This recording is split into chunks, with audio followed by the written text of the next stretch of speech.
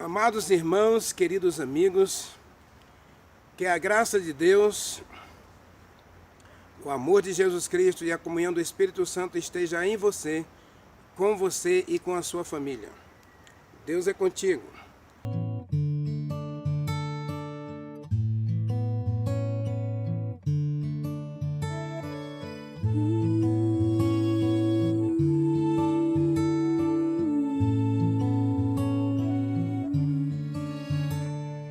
Posso ouvir, posso sentir, a me falar, a me conduzir, o Consolador, Espírito de amor que me ama. Ele é assim, cuida de mim, até meu falar Ele vai corrigir, o Consolador, Espírito de amor que me chama. Doce Espírito, Espírito Santo, que me consola nos momentos de dor. Ouvi teu filho, ouvi meu pranto e minhas lágrimas transforma em louvor. Guia-me aqui, me diz onde ir, tua verdade eu quero seguir, o Consolador, Espírito de amor que me ama. Em meu coração vem habitar, dos momentos bons vem me fazer lembrar, o Consolador, Espírito de amor que me chama. Doce Espírito, Espírito Santo,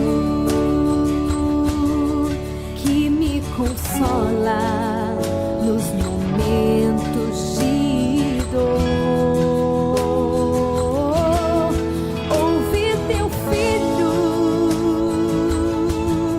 ouvi meu pranto e minhas lágrimas transforma em louvor. Acredito em ti, Santo Espírito de Deus, é eterno, é santo, justo e perfeito. Oh, oh, doce Espírito, Espírito Santo, que me consola nos momentos de dor. Ouvi teu filho, ouvi meu pranto e minhas lágrimas transforma em louvor. As minhas lágrimas transforma em louvor.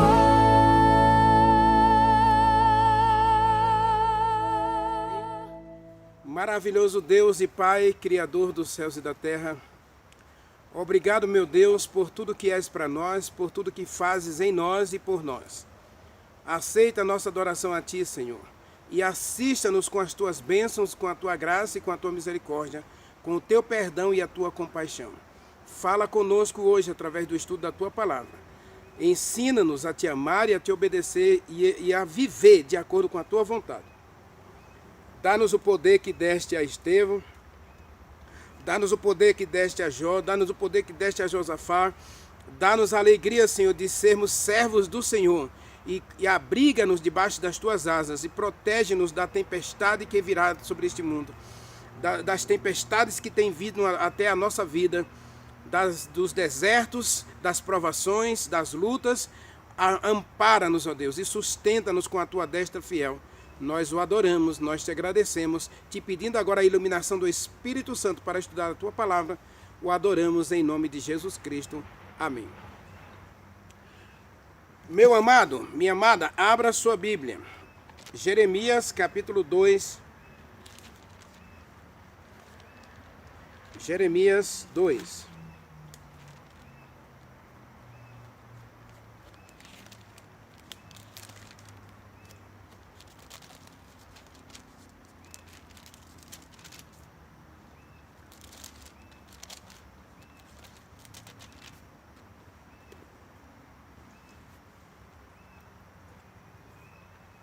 Jeremias 2, a partir do verso 18.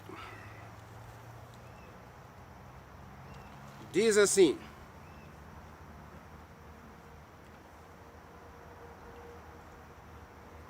acaso tudo isto não te sucedeu por haveres deixado o Senhor teu Deus, quando te guiava pelo caminho?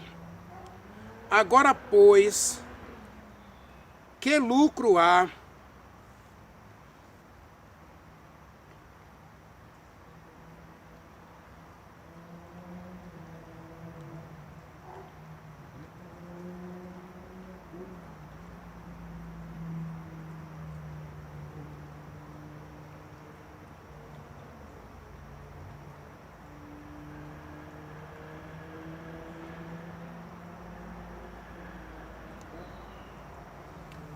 Desculpe, meus amados. Versículos 11 em diante. 11 até o 13. Diz assim: houve alguma nação... Abra sua Bíblia, Jeremias 2, versículos 11, 12 e 13. Houve alguma nação que trocasse os seus deuses, posto que não eram deuses. Todavia o meu povo trocou a minha glória por aquilo que é de nenhum proveito. Espantai-vos disto, ó céus, horrorizai-vos e ficai estupefatos, diz o Senhor. Porque dois males cometeu o meu povo. A mim me deixaram o manancial das águas vivas e cavaram para si cisternas rotas, cisternas que não retêm água, ou que não retêm as águas. Meu amado irmão, minha amada irmã, olha que coisa tremenda. Jeremias é um profeta da época do exílio babilônico, ou pré-exílio babilônico, porque Jeremias foi quem pregou durante muitos anos, pedindo que o povo de Judá e de Israel se convertesse ao Senhor, parasse com a idolatria, buscasse a Deus. Lembre-se que o último rei fiel a Deus foi o rei Josias. Depois de Josias, o reino de Judá se desfez pela idolatria, pela rebelião contra a Babilônia, né? Logo depois de Josias, os filhos de Josias vão se rebelar contra Deus, vão praticar a idolatria, e aí os babilônios, mandados por Deus, diga-se de passagem, que agora Deus envia os babilônios, não para destruir Israel, não para destruir o povo de Judá e Benjamim, mas para escravizar, para disciplinar, para corrigir, para trazer esse povo de volta a Deus. Deus, algumas vezes, Deus vai se valer de tudo, de todos os meios, de todas as estratégias, de todas as metodologias para alcançar você.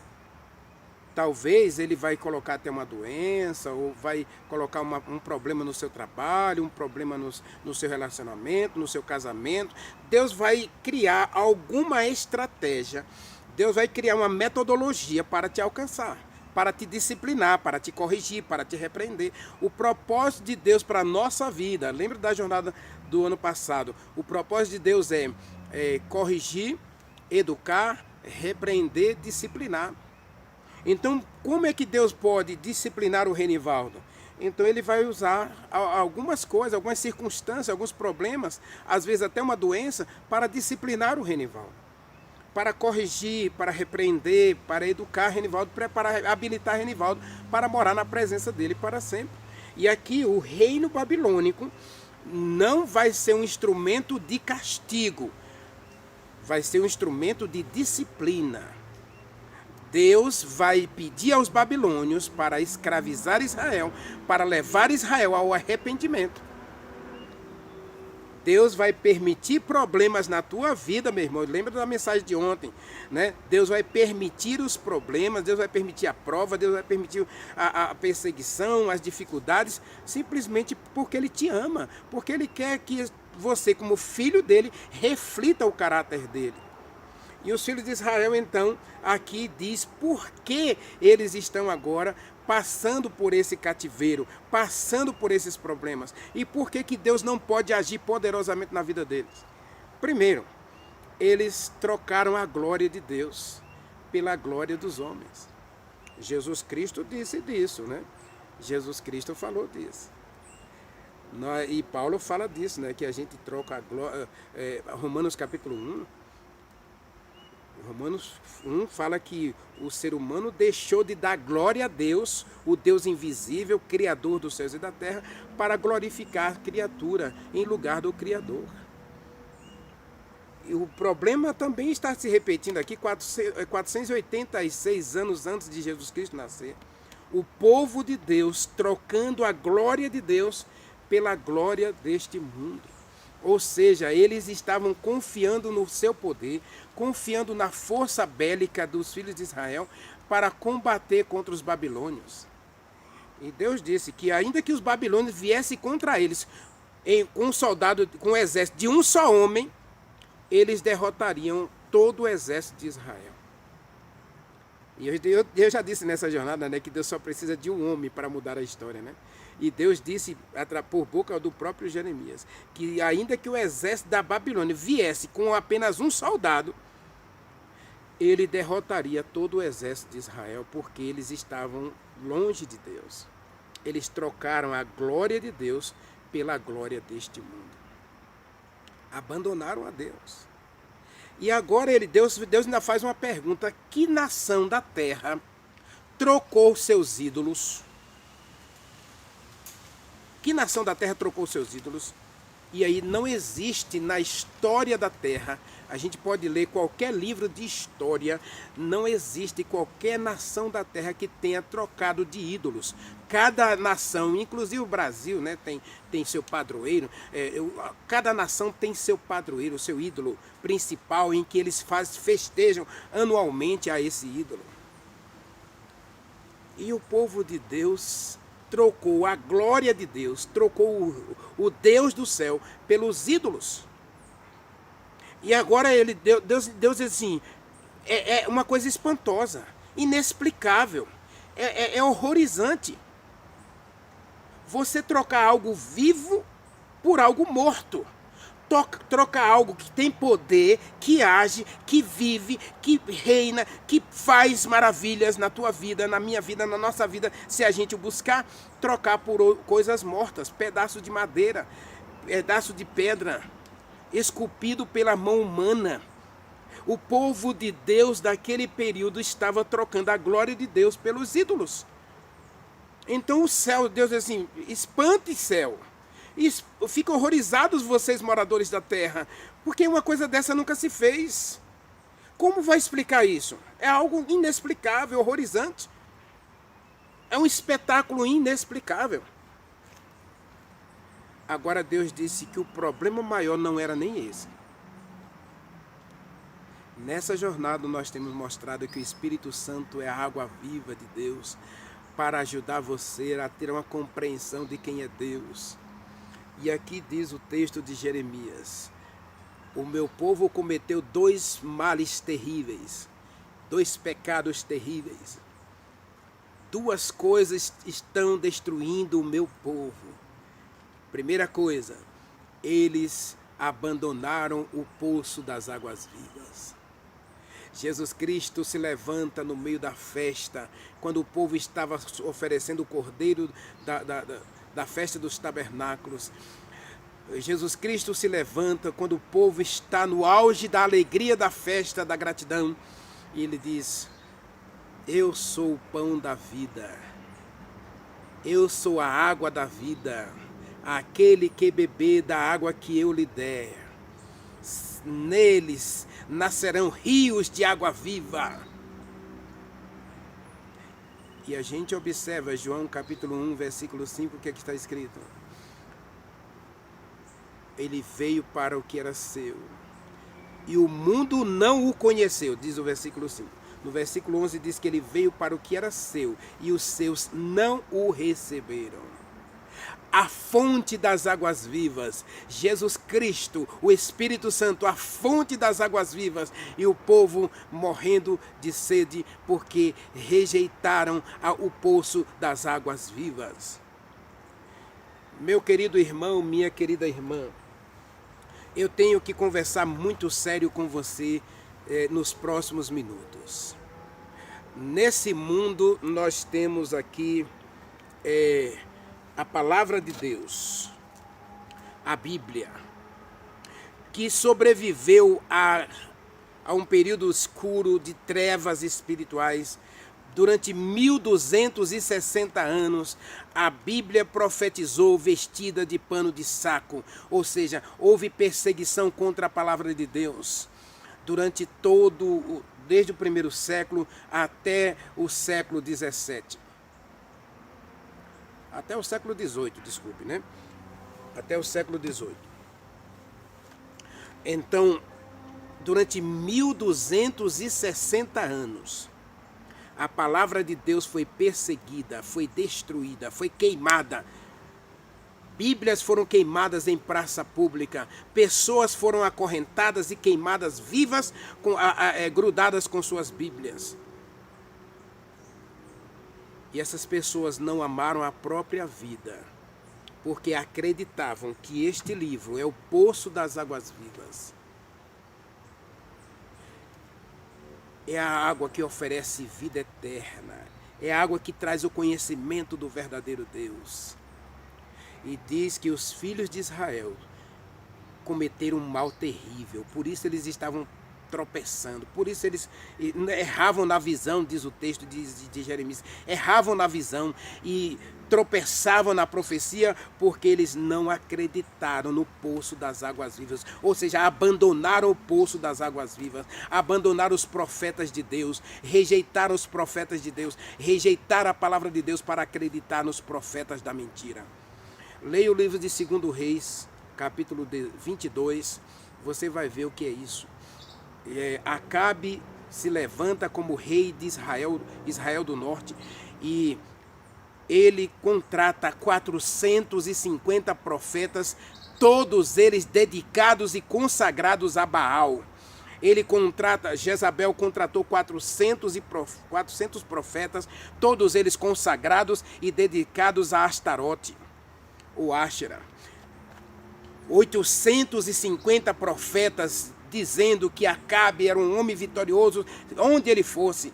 E Acabe sai acreditando nos 850 profetas para pelejar em Ramote Gileade, e lá ele é ferido por uma flecha lançada ao acaso. Mas o Micaías, profeta de Deus, havia dito: você não deve ir à guerra, porque se você for, você vai morrer. Deus disse que Acabe seria enganado pela boca dos seus profetas. O diabo usaria os profetas para enganar Acabe. Micaías teve uma visão de Deus, e na visão de Deus, Satanás se apresentou diante do céu e disse, e Deus perguntou: quem vai enganar Acabe para que ele lute, para que ele peleje, para que ele acredite nos falsos profetas e vá pelejar em Ramote Gileade? E aí Satanás diz: eu vou enganar Acabe. E Deus pergunta a Satanás: como é que você vai enganar Acabe? Ele diz: sairei e serei um espírito de mentira na boca de todos os seus profetas. E ele disse: você vai conseguir, você vai derrotar Acabe. Nesses dias finais, Eu e você só temos uma âncora segura para lutar contra as tempestades que virão, os falsos ensinos, as falsas doutrinas, os falsos mandamentos que estão sendo implementados por uma ordem mundial. Nós só temos uma base segura, é a fonte das águas vivas, a palavra de Deus. Se eu e você abandonam a Bíblia, abandonam a palavra de Deus, como vamos resistir nesses dias maus? Como vamos resistir? Então Deus disse de Israel, eles abandonaram o poço das águas vivas. Meu irmão, minha irmã, estamos vivendo em dias emprestados. Eu já disse nessa jornada, em 1844, Deus colocou à disposição de todos nós o Espírito Santo para nos converter, para nos consagrar, para nos purificar, para nos santificar. E Ele está ansioso para dar a chuva serôdia, para que eu e você, cheio do rio da água viva, possamos iluminar o mundo com a glória do Senhor. Agora, diz que Israel abandonou a glória de Deus. Como vamos sobreviver nas trevas desse mundo sem a glória de Deus, irmão? Sem a luz de Deus, sem a lâmpada de Deus? Lâmpada para os meus pés é a tua palavra e luz para o meu caminho. Davi disse, abre os meus olhos para que eu contemple as maravilhas da tua lei. E leia aqui, quando Davi falou, quando o salmista falou, ele fala de toda a Torá, de todo o Velho Testamento. O Velho Testamento não passou. Alguns cristãos ficam insistindo que os mandamentos de Deus são passados, que a gente está na graça, que a gente não precisa mais dos mandamentos. Isso é voz de Satanás, meu irmão, para tirar você do céu. Para com isso. Busque a Bíblia. Jesus Cristo disse, busque no livro do Senhor e leia. Isaías capítulo 34, verso 16. Leia comigo. O recado de Deus para mim e para você qual é? Isaías 34, 16. Veja. 34, verso 16. Olha o que Deus diz para mim e para você. Buscai no livro do Senhor e leia. Leia por você mesmo, faça da Bíblia o seu guia, faça da Bíblia a sua lâmpada, faça da Bíblia o seu padrão, o seu estilo de vida, a sua fonte de aprendizado. Porque se você não beber dessa fonte viva, meu irmão, você com certeza vai se encharcar nas cisternas rotas deste mundo que não retém água. Jeremias 2, versículo 13 diz que o povo cometeu um segundo mal, que foi deixar a fonte das águas vivas para se encharcar, para beber a água da cisterna rota. E aí nós voltamos para a história da mulher samaritana, né? Ela estava bebendo lá do poço de Sicá e a sua vida não mudava. Embora ela acreditasse nas profecias, embora ela acreditasse na vinda de um Messias, a sua visão era completamente distorcida.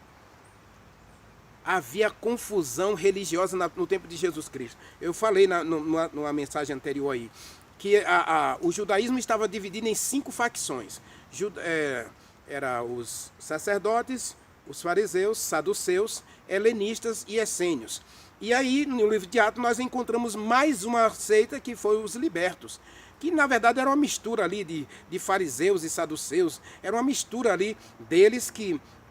digamos assim, é aquele que não concorda totalmente com o fariseu e também não concorda muito com o saduceu. Então, bom, um pouquinho de saduceu, um pouquinho de fariseu, então vamos os libertos aqui. Nem esse, nem a radicalidade, nem o radicalismo dos fariseus, nem o liberalismo dos saduceus, mas um pouquinho dos dois, aí nós vamos formar um meio termo, aí os libertos, que acredita um pouquinho no farisaísmo, um pouquinho na doutrina dos saduceus, um pouquinho na doutrina dos sacerdotes, que se não circuncidar não vai para o céu. Então, vamos fazer uma mistura deles aí, vamos fazer assim. Então, essas 5 facções dominavam e havia confusão, ninguém sabia o que acreditar. Por isso, Jesus Cristo apareceu e nem eles não perceberam. Por quê? Porque eles estavam encharcados de falsos ensinos. Nesses dias finais, quando Deus quer dar o Espírito Santo, o diabo está iludindo as pessoas, iludindo as igrejas com falsos ensinos. E uma coisa que me preocupa muito, meus irmãos, nesses dias finais, pode ter certeza que está preocupando muito a mim, é o seguinte: nós temos abandonado a Bíblia nas pregações. Aliás, hoje eu costumo dizer, já disse inclusive na minha jornada do ano passado, que infelizmente Hoje a gente não tem mais pregação na igreja, a gente tem palestras. Palestra é uma coisa, palestra é o autoconhecimento do palestrante. Ele inclusive enfeita a sua palestra com vários slides e alguns deles nem sequer abrem a Bíblia. Tem vezes que a gente vai à igreja com a Bíblia fechada e volta com ela fechada porque o pregador não abriu a Bíblia em momento nenhum, porque ele fez uma palestra. Hoje quase não temos pregação na igreja, porque pregação, meu irmão, pregação significa exortação, significa chicote, significa disciplina, significa que a palavra fala com você e castiga você para você melhorar. Lembra que Deus usou os babilônios para castigar Israel, para disciplinar Israel? Esse é o papel do sermão. O primeiro papel do sermão é matar o crente, matar o pecador, para ele ressuscitar um novo crente, uma nova vida em Jesus Cristo. Ora, se a palavra não me mata, como é que eu vou ressuscitar?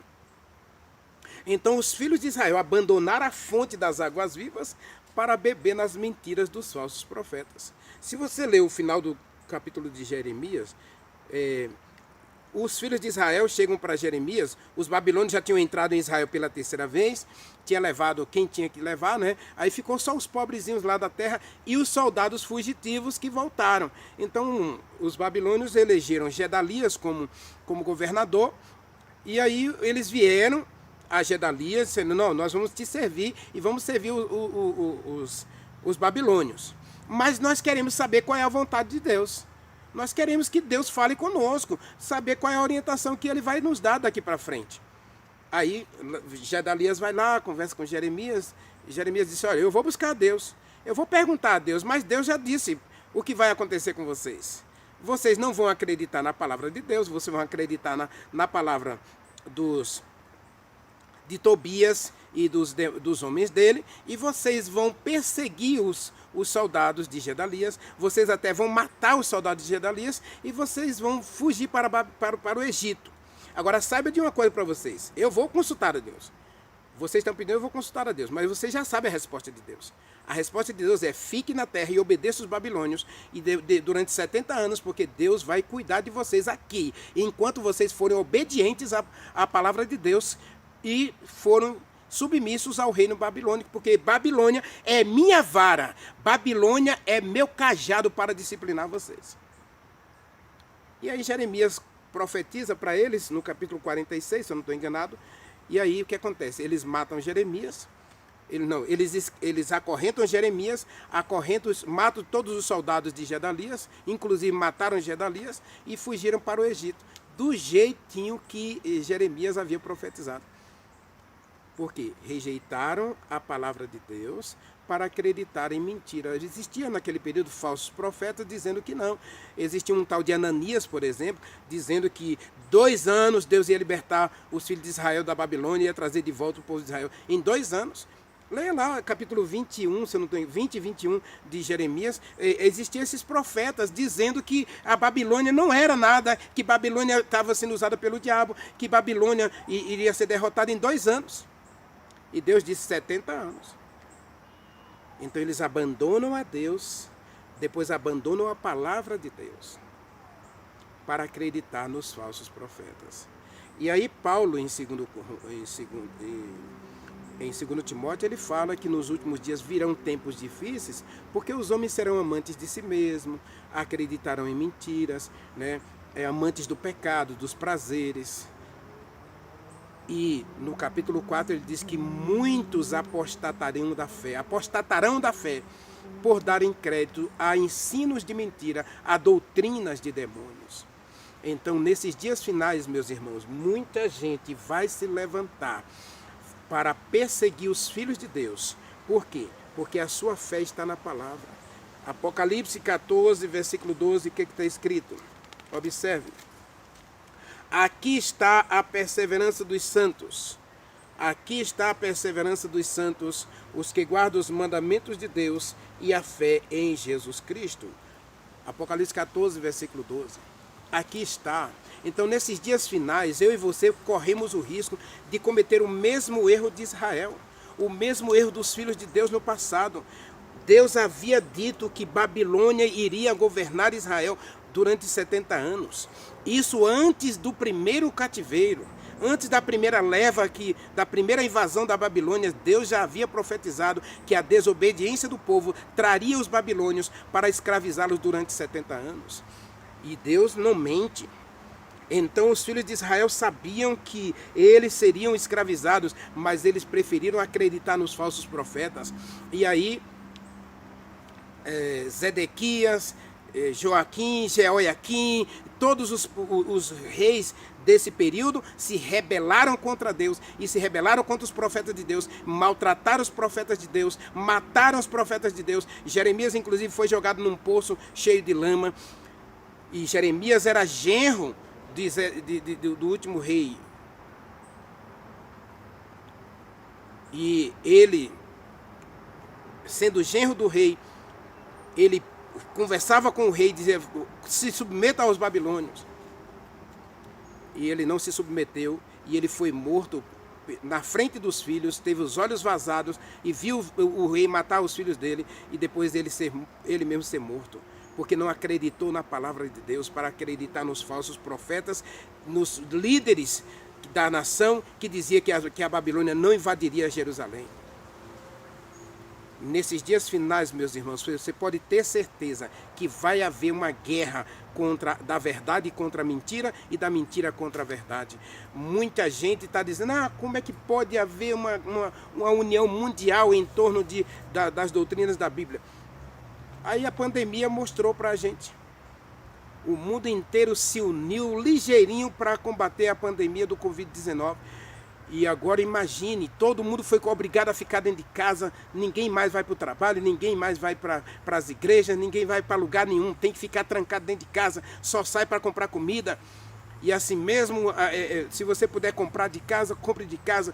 Então a pandemia foi um recado de Deus para dizer: olha, o mundo está se preparando para uma coisa muito maior. Deus não causou a pandemia, por favor. Agora, Deus usou a pandemia para dar um recado a todos nós, que esse mundo está dividido entre a verdade e a mentira, e você pode ser encharcado pela mentira se você deixar de beber da água viva. Então, se você parar de se alimentar da palavra de Deus, se você parar de ouvir a voz de Deus para acreditar nas falsas filosofias, nas teorias, nas tradições, nos falsos ensinos, você vai acabar apostatando da fé. E Jesus Cristo disse que o diabo se levantaria para perseguir os filhos dele e enganaria, se possível, os próprios eleitos. Meu amado, minha amada, como está a sua vida com Deus? Deus disse: o meu povo abandonou a minha glória. Não pare de buscar a Deus. Jesus Cristo mesmo falou: conheça a Deus, e a salvação é essa, a vida eterna é essa. João 17, versículo 3. E a vida eterna é esta, que te conheço a ti, o único Deus verdadeiro, e a Jesus Cristo a quem enviaste. Deus está chamando o seu povo para um grande reavivamento, para uma grande reforma, mas esse povo precisa tirar os olhos das tradições, tirar os olhos dos falsos ensinos, e os nossos cultos precisam voltar a ser cultos de doutrina, cultos de verdadeiro ensino, em que a gente aprende da palavra, e que a gente se converte à palavra, e que a palavra fala conosco, e a palavra bate na gente, machuca a gente, mas converte e muda a gente. Porque a palavra de hoje, meu irmão, não tá nem mexendo com nossos olhos. Imagina com o nosso coração. A palavra tem que mexer com o nosso coração, tem que converter você. Paulo disse: aqueles que estão em Jesus Cristo são nova criatura. E Paulo disse que a gente tem que viver em novidade de vida. Por isso ele disse: transformai-vos pela renovação do vosso entendimento. Renovação da vossa mente. Romanos capítulo 12, versículo 2, nós precisamos ser renovados. E não há renovação sem você beber da água viva, sem você beber da verdadeira fonte. Aqui está a verdadeira fonte. Pare de buscar água nas fontes rotas deste mundo, meu irmão. Pare de buscar beber nas fontes de água suja deste mundo. Aqui está vendo água limpinha, mas aqui do lado tem uns poçozinhos que o rio baixou, então as águas já estão tudo enferrujadas, estão tudo rotas, tudo sujas. Não tem nada lá. Meus amados, nós precisamos beber da verdadeira fonte. Quantas vezes você está lendo livros desse mundo, né? A gente prefere hoje beber de livros desse mundo e coisas desse mundo e abandona Deus. Não quer você hoje voltar para Deus? Não quer você hoje se banhar na fonte da água viva? Maravilhoso Deus, meu Pai, converte o nosso coração, Senhor. E ajude-nos a não cometer o mesmo erro que Israel cometeu. Abandonar a fonte das águas vivas, abandonar a glória do Senhor, abandonar a nossa glória para seguir a glória deste mundo. Acreditando em teorias e tradições e falsos ensinos. Por favor, Senhor, converte o nosso coração e purifica-nos de todo o mal. Dá-nos a alegria de beber da verdadeira fonte. Dá-nos a alegria de beber de Jesus Cristo e do Espírito Santo hoje. Nós adoramos ao Senhor, nós te agradecemos no nome santo de Jesus Cristo, nosso Salvador. Amém.